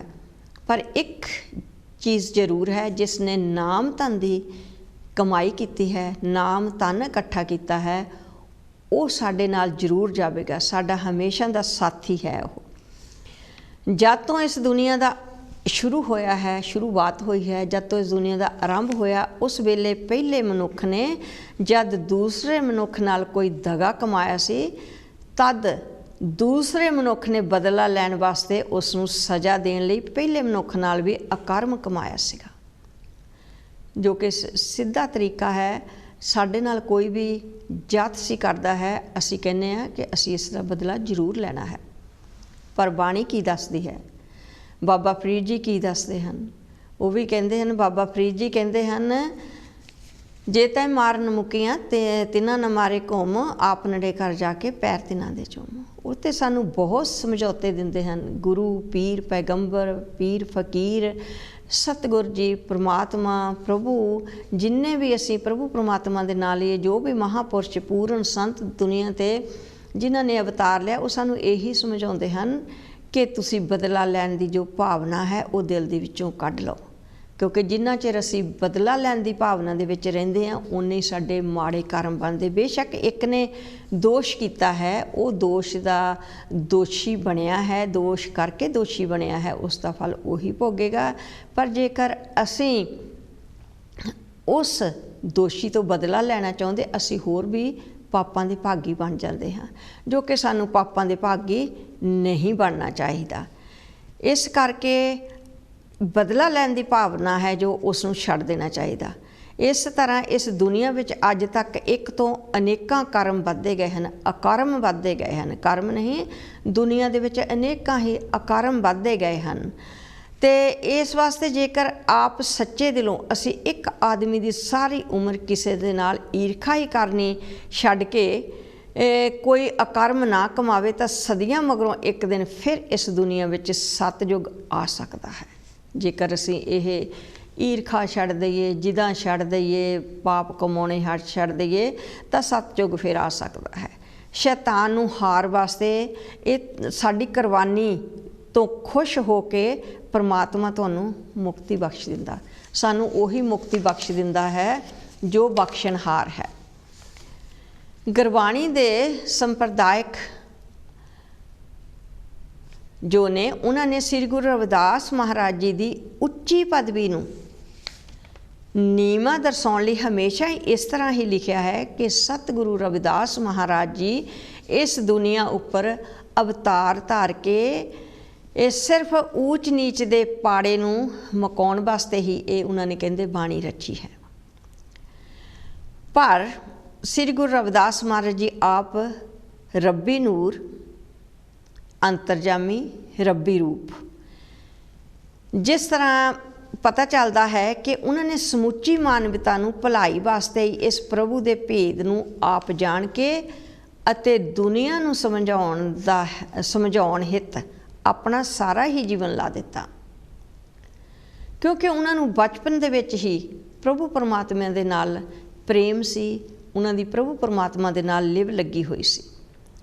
तो श्री गुरु रविदास महाराज जी ने दस्सिया है कि परमात्मा तो इक्को ही है, उसका होर कोई नाम नहीं है, उसका नाम सच्चा है, वो आप सच्चा है अते वो सच्चे पुरुषां नूं ही पसंद करता है। जिहदे मन विच सच्चाई है वो प्रभु परमात्मा हमेशा उन्हां दे अंग संग रहिंदा है। तो वो आप ही सब कुछ करन कराउण वाला है, आपे ही वो दातां बख्शदा है, सब ते मेहरां करदा है, सब ते किरपा करदा है, दयावान है, सब नूं दातां बख्शण वाला भी इक्को ही प्रभु परमात्मा है। जेकर मनुख सच्चे दिलों उसकी भगती करे तो उस कोलों सब दातां वो जो है प्राप्त कर सकता है। मूहों मंगियां मुरादां है जो वो पा सकता है, मन इच्छित फल पा सकता है, पर जेकर वो एक प्रभु परमात्मा दा हो के रहे। तो जेकर वो दिल विच पाप हन, अपराध है, दूसरे वास्ते ईर्खा है, तो प्रभु परमात्मा उसके लागे नहीं आता। हाँ, उसकी पुकार जरूर सुनता है, पर जो उसके अपराध हैं उन्होंने बख्शण लई वो आप सहाय जरूर हुंदा, पर वो इन्ने सौखे तरीके दे नाल बख्शे नहीं जाते। जो पुरुष उसकी भगती करता है, प्रभु उस नीवी जात वाले नूं उच्ची पदवी बख्शणहार है। जो परमात्मा का दास बन जाता है, परमात्मा की उस्तत करता है, परमात्मा के दर घर हाजरियां भरदा है, परमात्मा का नाम जपदा है, सिमरन करता है, अपनी जिंदगी परमात्मा दे प्रभु दे लेखे विच ला दिंदा है, तो वो प्रभु का हो जाता है। वो नीवी जाति होवे या उच्ची जाति होवे, क्योंकि सतगुरु रविदास महाराज जी नूं, स्वामी भगवान वाल्मीकि महाराज जी नूं, सतगुरु नामदेव महाराज जी नूं, सतगुरु कबीर महाराज जी नूं भी दुनिया ने तो किसी नूं भी बख्शिया नहीं, किसी नूं भी बख्शिया नहीं, उन्होंने नीवी जाति दे आख्या। पर देखो अज जिन्होंने नीवी जाति दे आख के पुकारदे सन, उन्हां दा नाम दुनिया के कोने कोने विच एक सितारे की तरह चमक रहा है। सतगुरु रविदास महाराज जी का नाम सूरज वांग चमक रहा है। सतगुरु नानक देव महाराज जिन्ने भी महापुरुष दुनिया ते होए हैं, सबना दे नाम संसार के कोने कोने विच सितारे दी वांग चमकते रहे हैं। तो जेकर कहिए कि जे उच्ची पदवी जो उच्ची जात दे विच पैदा होए हैं कि रब कल्ला उन्हां दा ही है, ये गलत है। प्रभु परमात्मा सबना दा है, पर जो कहते कि नीची जाति विच जिन्हां ने जन्म लिया, उन्होंने प्रभु परमात्मा की भगती करके उस परमात्मा नूं पा लिया, वो आप रब्बी रूप हो गए। तो उच्ची जातां वाले देखते रह गए, जिस तरह पंडितां नूं, ब्राह्मणां नूं अपने उच्चे कुल दा मान सी, उन्होंने सतगुरु रविदास महाराज जी ने नाल इन्नियां टक्करां लईआं, इन्ने उन्हां दे नाल मुकाबले कीते, ते पर जो सच्चाई है प्रभु परमात्मा उस सच्चाई वाल जांदा है, कदी भी वो झूठे पासे नहीं जाता।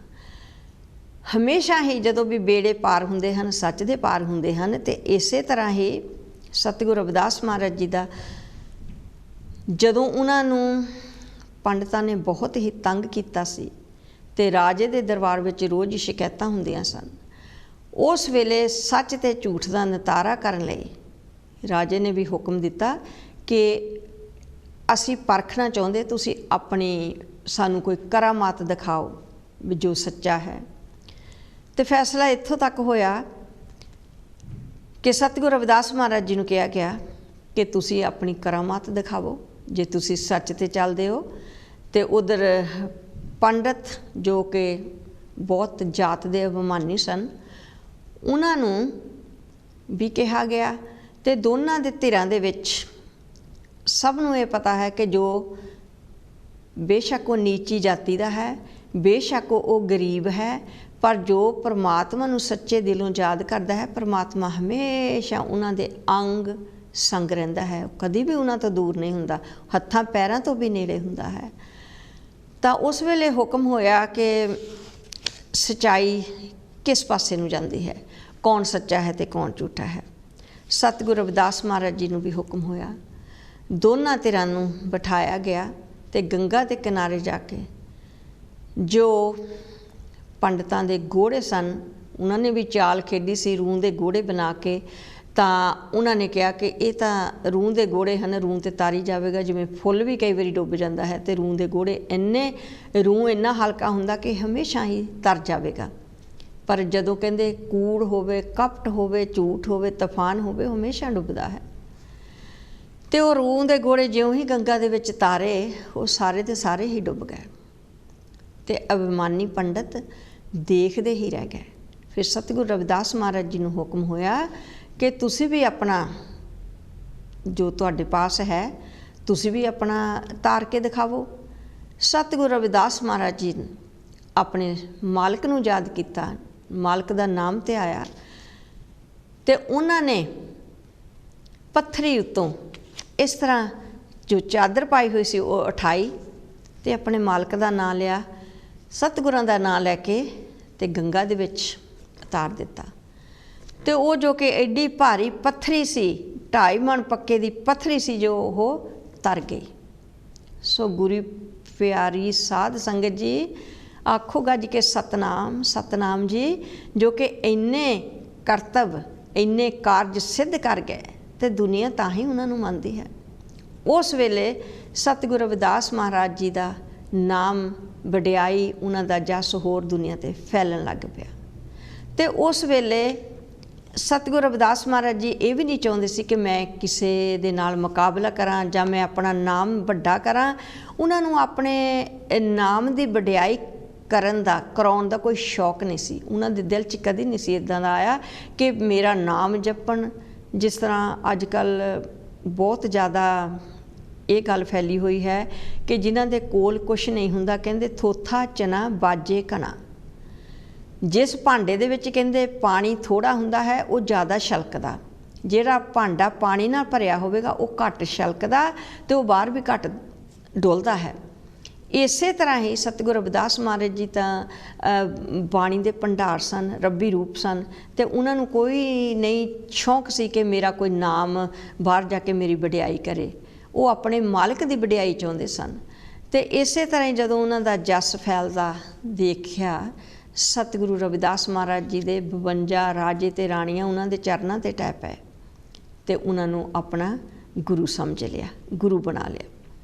तो श्री गुरु रविदास महाराज जी ने दस्सिया है कि जिस तरह परमात्मा इक्को ही है, तो सारिਆਂ ਦਾ यही कहना है कि परमात्मा इक्को ही है, प्रभु परमात्मा एक आ, पर फिर भी असी डिफरेंट अलग अलग तरीक़िਆਂ ਦੇ ਨਾਲ ਅਸੀਂ ਮੰਨਦੇ ਹਾਂ, अलग अलग नामां ਦੇ ਨਾਲ ਅਸੀਂ पुकारते हाँ, फिर भी प्रभु परमात्मा साडी हमेशा अरदास सुनता है।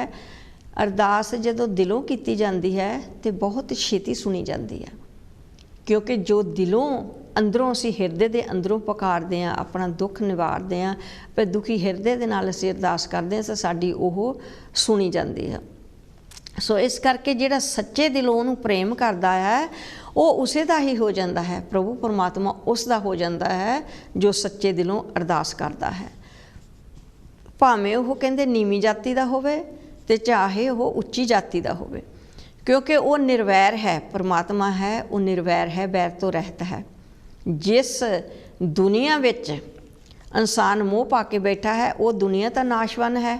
ਸਿਰਫ ਇੱਕੋ ਪ੍ਰਭੂ ਹੈ ਜਿਹੜਾ ਕਦੇ ਮਰਦਾ ਨਹੀਂ। ਪਰਮਾਤਮਾ ਦਾ ਨਾਮ ਹਮੇਸ਼ਾ ਜ਼ਿੰਦਾ ਰਹਿੰਦਾ ਹੈ, ਹਮੇਸ਼ਾ ਦੁਨੀਆ 'ਤੇ ਰਹਿੰਦਾ ਹੈ, ਅਤੇ ਬਾਕੀ ਸਭ ਵਸਤੂਆਂ ਹਨ ਜੋ ਉਹ ਨਾਸ਼ਵੰਨ ਹਨ। ਜੋ ਵੀ ਦੁਨੀਆ 'ਤੇ ਪੈਦਾ ਹੋਇਆ ਹੈ ਸਭ ਨੇ ਜਾਣਾ ਹੈ। ਇਸੇ ਤਰ੍ਹਾਂ ਹੀ ਜਿੱਦਾਂ ਕਹਿੰਦੇ ਕਿ ਪੀਰ ਪੈਗੰਬਰ ਤੁਰ ਗਏ ਸਾਰੇ ਬਾਹਰੋਂ ਆਪੋ ਆਪਣੀ, ਇੱਥੇ ਨਾ ਕੋਈ ਰਹਿਣ ਵਾਲਾ ਹੈ ਅਤੇ ਨਾ ਕੋਈ ਰਿਹਾ ਹੈ, ਸਭਨਾਂ ਨੇ ਇਸ ਦੁਨੀਆ ਤੋਂ ਜਾਣਾ ਹੈ। ਕਿਉਂਕਿ ਪ੍ਰਭੂ ਅਕਾਲ ਮੂਰਤ ਹੈ। ਜਿਸ ਤਰ੍ਹਾਂ ਉਹਦੇ ਕੋਈ ਕਰਮ ਕਰਦਾ ਹੈ ਪ੍ਰਭੂ ਇਨਸਾਨ ਉਸ ਨੂੰ ਉਸ ਤਰ੍ਹਾਂ ਦੀਆਂ ਜੂਨਾਂ ਵਿੱਚ ਪਾ ਦਿੰਦਾ ਹੈ। ਜਿੱਦਾਂ ਦੇ ਅਸੀਂ ਕਰਮ ਕਰਨੇ ਆ ਉੱਦਾਂ ਦੀਆਂ ਜੂਨਾਂ ਸਾਨੂੰ ਭੋਗਣੀਆਂ ਪੈਂਦੀਆਂ। ਪ੍ਰਭੂ ਪਰਮਾਤਮਾ ਨੇ ਵੀ ਇਹੀ ਕਰਨਾ ਹੁੰਦਾ ਸਾਡੇ ਨਾਲ। ਜੇਕਰ ਅਸੀਂ ਚੰਗੇ ਕਰਮ ਕਰਦੇ ਸਾਨੂੰ ਚੰਗੀ ਜੂਨ ਮਿਲ ਜਾਂਦੀ ਹੈ, ਜੇਕਰ ਮਾੜੇ ਕਰਮ ਕਰਦੇ ਤਾਂ ਮਾੜੀ ਜੂਨ ਸਾਨੂੰ ਮਿਲਣੀ ਹੀ ਮਿਲਣੀ ਹੈ। ਉਹ ਆਪ ਜਨਮ ਮਰਨ ਦੇ ਚੱਕਰਾਂ ਤੋਂ ਰਹਿਤ ਹੈ, ਭਾਵ ਅਜੂਨੀ ਹੈ। ਉਹ ਆਪ ਜਨਮ ਮਰਨ ਦੇ ਚੱਕਰਾਂ ਵਿੱਚ ਨਹੀਂ ਆਉਂਦਾ। ਸਿਰਫ ਜੋ ਦੁਨਿਆਵੀ ਜੀਵ ਹਨ ਅਸੀਂ ਜਨਮ ਮਰਨ ਦੇ ਚੱਕਰਾਂ ਦੇ ਵਿੱਚ ਆਉਂਦੇ ਹਾਂ। ਪ੍ਰਭੂ ਦੇ ਨਾਮ ਨੂੰ ਇਨਸਾਨ ਸਿਰਫ ਉਹੀ ਕਿਰਪਾ ਦੁਆਰਾ ਹੀ ਜਪ ਸਕਦਾ। ਜਦੋਂ ਉਹਦੀ ਕਿਰਪਾ ਹੁੰਦੀ ਹੈ ਉਹ ਫਿਰ ਹੀ ਅਸੀਂ ਪ੍ਰਭੂ ਪਰਮਾਤਮਾ ਦੇ ਨਾਮ ਨੂੰ ਜਪ ਸਕਦੇ ਹਾਂ।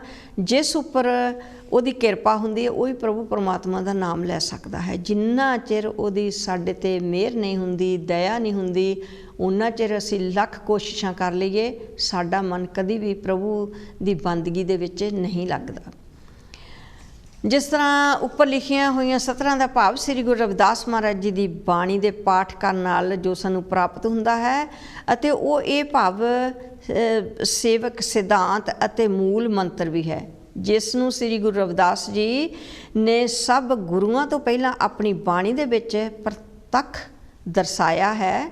ਸੋ ਗੁਰਬਾਣੀ ਸੰਪਰਦਾਇਕ ਬਲਾਤਕਾਰਾਂ ਅੱਗੇ ਬੇਨਤੀ ਹੈ ਕਿ ਉਹ ਸ੍ਰੀ ਗੁਰੂ ਰਵਿਦਾਸ ਜੀ ਦੀ ਬਾਣੀ ਨੂੰ ਕਿਸੇ ਵੀ ਅੰਧ ਵਿਸ਼ਵਾਸ ਹੇਠਾਂ ਨਾ ਪੜ੍ਹਨ, ਕਿਉਂਕਿ ਕਈ ਲਿਖਣ ਵਾਲੇ ਵੀ ਐਸਾ ਕਰ ਦਿੰਦੇ ਹਨ। ਕਈ ਥਾਂ ਉਹ ਸਤਿਗੁਰੂ ਰਵਿਦਾਸ ਮਹਾਰਾਜ ਜੀ ਨੂੰ ਭਗਤ ਲਿਖ ਦਿੰਦੇ ਹਨ, ਨੀਚੀ ਜਾਤੀ ਅਜੇ ਤੱਕ ਵੀ ਲਿਖ ਦਿੰਦੇ ਹਨ। ਪਰ ਮੈਂ ਵੀ ਇਹ ਉਹਨਾਂ ਨੂੰ ਵੀ ਬੇਨਤੀ ਕਰਦੀ ਹਾਂ, ਅਤੇ ਜਿਨ੍ਹਾਂ ਦੇ ਮਨ ਵਿੱਚ ਅਜੇ ਵੀ ਭਉ ਹੈ, ਭੈ ਹੈ, ਉਹ ਡਰਦੇ ਹਨ ਕਿ ਸਤਿਗੁਰੂ ਰਵਿਦਾਸ ਮਹਾਰਾਜ ਜੀ ਨੂੰ ਗੁਰੂ ਕਹੀਏ ਅਸੀਂ, ਉਹ ਤਾਂ ਭਗਤ ਹੈ। ਨਹੀਂ, ਤੁਸੀਂ ਇਹ ਭੁਲੇਖਾ ਮਨਾਂ 'ਚੋਂ ਕੱਢ ਦਿਓ। ਜਦੋਂ ਕਿ ਸਤਿਗੁਰੂ ਰਵਿਦਾਸ ਮਹਾਰਾਜ ਜੀ ਦੀ ਬਾਣੀ, ਮੇਰੇ ਸ਼ਹਿਨਸ਼ਾਹ ਮੇਰੇ ਸੱਚੇ ਸਤਿਗੁਰ ਦੀ ਬਾਣੀ ਸ੍ਰੀ ਗੁਰੂ ਗ੍ਰੰਥ ਸਾਹਿਬ ਦੇ ਵਿੱਚ ਦਰਜ ਹੈ, ਅਤੇ ਉਹ ਵੀ ਗੁਰੂ ਹਨ, ਕਿਉਂਕਿ ਉਹਨਾਂ ਨੂੰ ਵੀ ਗੁਰੂਆਂ ਦਾ ਦਰਜਾ ਹੈ। ਜਦੋਂ ਅਸੀਂ ਗੁਰੂ ਘਰਾਂ ਦੇ ਵਿੱਚ ਜਾਂਦੇ ਹਾਂ, ਜਿੱਥੇ ਗੁਰੂ ਗ੍ਰੰਥ ਸਾਹਿਬ ਮਹਾਰਾਜ ਜੀ ਨੂੰ ਅਸੀਂ ਆਪਣਾ ਸੀਸ ਨਵਾਉਂਦੇ ਹਾਂ, ਮੱਥਾ ਟੇਕਦੇ ਹਾਂ, ਅਤੇ ਸਤਿਗੁਰੂ ਰਵਿਦਾਸ ਮਹਾਰਾਜ ਜੀ ਵੀ ਉਸ ਗ੍ਰੰਥ ਸਾਹਿਬ ਦੇ ਵਿੱਚ ਹਨ, ਅਤੇ ਉਹਨਾਂ ਨੂੰ ਵੀ ਮੱਥਾ ਟੇਕਿਆ ਜਾਂਦਾ। ਫਿਰ ਅਗਿਆਨੀ ਜੀਵ ਹਾਂ ਅਸੀਂ ਜਿਹੜੀਆਂ ਐਸੀਆਂ ਭੁੱਲਾਂ ਕਰਦੇ ਹਾਂ, ਕਿਉਂਕਿ ਸਤਿਗੁਰੂ ਰਵਿਦਾਸ ਮਹਾਰਾਜ ਜੀ ਆਪ ਨਹੀਂ ਕਹਿ ਰਹੇ ਕਿ ਮੈਨੂੰ ਭਗਤ ਨਾ ਕਹੋ। ਉਹਨਾਂ 'ਤੇ ਹਰ ਥਾਂ ਆਪਣੇ ਆਪ ਨੂੰ ਨੀਵਾਂ ਲਿਖਿਆ ਹੈ, ਉਹ ਕਦੀ ਵੀ ਨਹੀਂ ਕਹਿੰਦੇ। ਸਤਿਗੁਰੂ ਨਾਨਕ ਦੇਵ ਮਹਾਰਾਜ ਜੀ ਨੇ ਕਿਹਾ ਨਿਵੇਂ ਸੋ ਗੌਰਾ ਹੋਏ। ਅਤੇ ਜੇਕਰ ਅਸੀਂ ਇਹਨਾਂ ਪੰਕਤੀਆਂ ਨੂੰ ਯਾਦ ਰੱਖੀਏ, ਉਹਨਾਂ ਦੇ ਗੁਰਾਂ ਦੇ ਉਪਦੇਸ਼ਾਂ ਨੂੰ ਯਾਦ ਰੱਖੀਏ, ਤਾਂ ਫਿਰ ਅਸੀਂ ਕਦੀ ਭੁੱਲ ਕਰ ਹੀ ਨਹੀਂ ਸਕਦੇ। ਕਿਉਂਕਿ ਜਦੋਂ ਵੀ ਕੋਈ ਸਤਿਗੁਰੂ ਰਵਿਦਾਸ ਮਹਾਰਾਜ ਜੀ ਦੀ ਬਾਣੀ ਪੜ੍ਹਦਾ ਹੈ, ਜਾਂ ਕਈ ਕੀਰਤਨਕਾਰ ਹੁੰਦੇ ਹਨ, ਕਥਾਵਾਚਕ ਹਨ, ਅਤੇ ਉਹ ਹਮੇਸ਼ਾ ਹੀ ਭਗਤ ਰਵਿਦਾਸ ਕਹਿੰਦੇ ਹਨ। ਪਰ ਉਹ ਮੇਰੇ ਦਿਲ ਨੂੰ ਬਹੁਤ ਠੇਸ ਲੱਗਦੀ ਹੈ। ਉਹ ਠੇਸ ਇਸ ਕਰਕੇ ਲੱਗਦੀ ਹੈ ਕਿ ਜਿਨ੍ਹਾਂ ਨੇ ਦੁਨੀਆ ਉੱਤੇ ਇੰਨਾ ਕੁਛ ਕਰ ਦਿੱਤਾ, ਸੱਚਾਈ ਦਿਖਾ ਦਿੱਤੀ, ਅਜੇ ਵੀ ਅਸੀਂ ਉਹਨਾਂ ਨੂੰ ਭਗਤ ਕਹਿ ਦਈਏ। ਮੈਂ ਬਿਲਕੁਲ ਇਸ ਦੇ ਖਿਲਾਫ ਹਾਂ। ਜੇਕਰ ਮੇਰੀ ਇਹ ਗੱਲ ਕਿਸੇ ਨੂੰ ਨਹੀਂ ਵੀ ਚੰਗੀ ਲੱਗੀ ਤਾਂ ਮੈਨੂੰ ਇਹਦੇ ਵਿੱਚ ਕੋਈ ਇਤਰਾਜ਼ ਨਹੀਂ, ਪਰ ਮੈਂ ਆਪਣੇ ਗੁਰੂ ਨੂੰ ਕਹਿੰਦੀ ਹਾਂ ਕਿ ਗੁਰੂ, ਅਸੀਂ ਸਭਨਾਂ ਦਾ ਧਰਮਾਂ ਦਾ ਸਨਮਾਨ ਕਰਦੇ ਹਾਂ। ਗੁਰੂ ਸਭ ਇੱਕੋ ਜਿਹੇ ਹਨ।